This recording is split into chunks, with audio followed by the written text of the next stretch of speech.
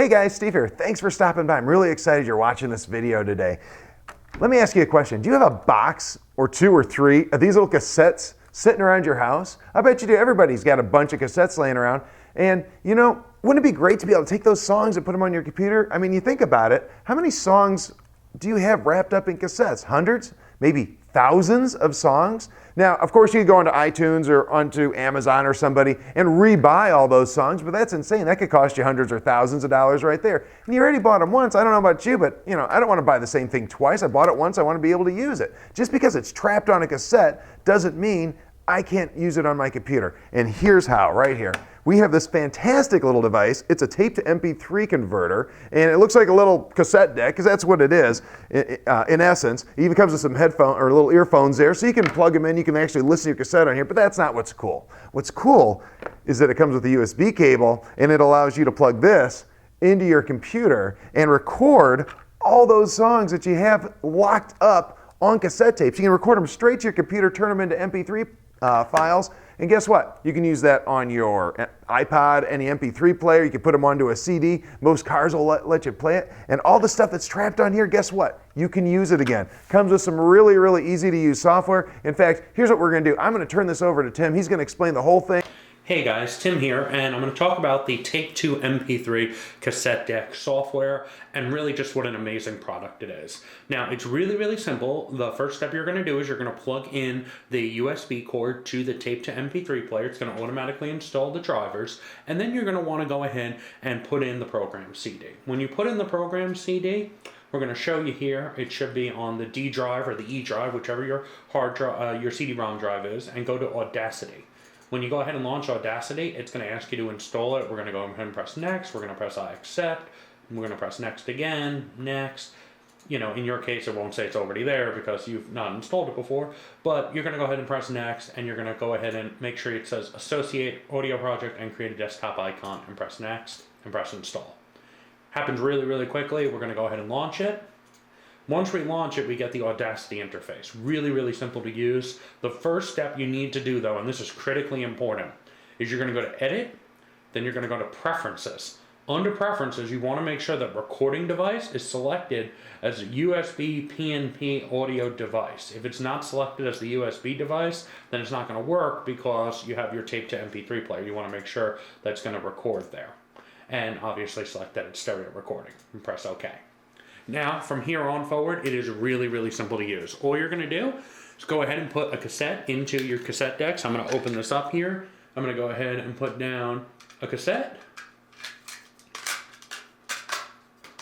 Snap it into place. We're going to go ahead and we're going to kind of hover over the record button. That's that red circular button. And we're going to hold over the play button on the cassette deck. And at the same time, we're going to hit both of them. And what this is going to do is basically record the sound. In just a moment here, I'll play it back so you can see that it is working. And it's going to play the cassette at normal speed, and it's recording the sound as we go. So what I'm going to do here is I'm going to go ahead and I'm going to stop the playback. So I'm going to hit the stop button, and I'm going to hit the stop on the screen. That's the square, yellow square, at the same time. So there we go, we stopped. And if I go ahead and click play, you're going to hear what was recorded.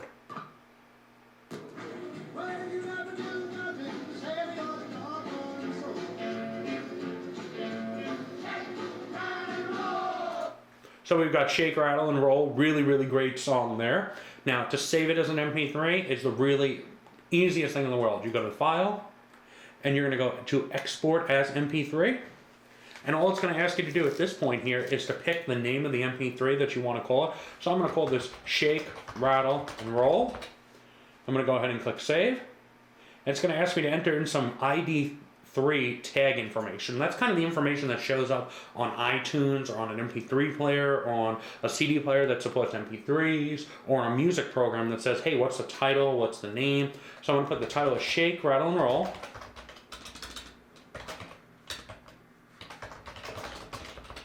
And then the artist, which is a really good question because I honestly don't know. So I'm going to pop this open here and take a look and see who Shake, Rattle, and Roll was done by. Let's see here. Shake, Rattle, and Roll was Billy, Haley, and the Comets. So